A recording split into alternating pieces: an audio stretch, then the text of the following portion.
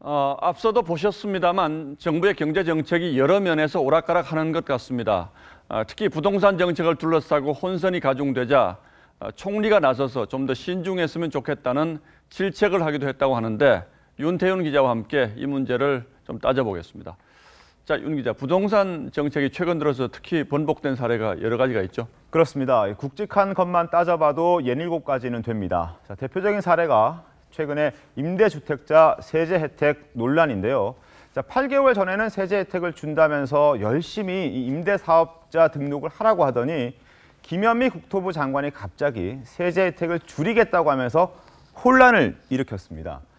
자, 그런데 다시 며칠 만에 기획재정부에서 사실상 없던 일로 만들면서 다시 한번 혼란을 일으켰던 거죠. 예. 자, 그리고 전세자금 대출 규제 혼란도 최근의 일입니다.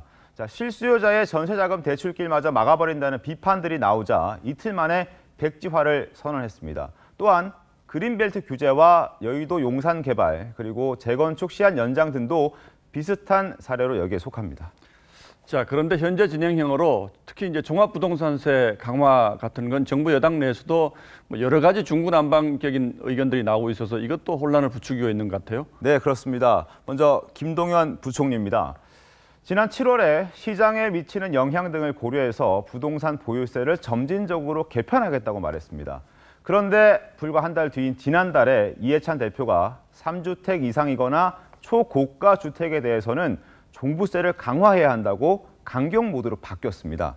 그런데 어제 다시 장하성 정책실장이 급격하게 세금을 올리는 것만이 능사는 아니다면서 다시 한번 수위 조절에 나선 겁니다.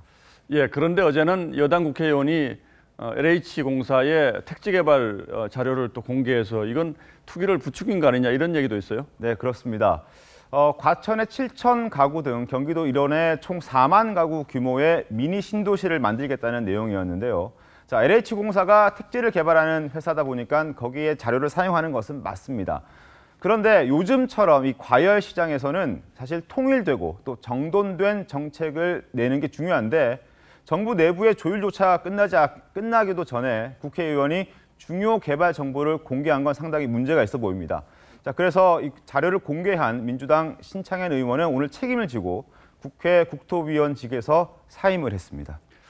예, 참 윤 기자 얘기 듣고 보니까 국민 입장에서는 화가 날 수밖에 없는데 요즘 청와대 게시판에도 그런 글들이 많이 올라온다면서요? 네, 맞습니다. 청와대 게시판에는 부동산 우울증을 호소하는 글들이 상당히 많이 올라와 있습니다. 900건 이상 올라와 있는데요. 자, 비트코인도 부동산만 하겠냐? 그리고 집값 때문에 우울증이 걸릴 것 같다. 또 정부 말만 믿고 집을 판 사람들만 지금 피눈물을 흘리고 있다. 이런 내용들이 많이 올라왔습니다. 자, 국민의 눈물을 닦아줘야 할 정부가 오히려 우울증을 유발한다는 이런 하소연들인데 자, 그런데 정부 정책이 어디로 튈지도 모르고 또 발표된 정책이 며칠 만에 이 뒤집히는 일들이 반복되면서 정부 정책에 대한 신뢰가 떨어지고 있다는 점이 가장 큰 문제라고 볼 수 있습니다.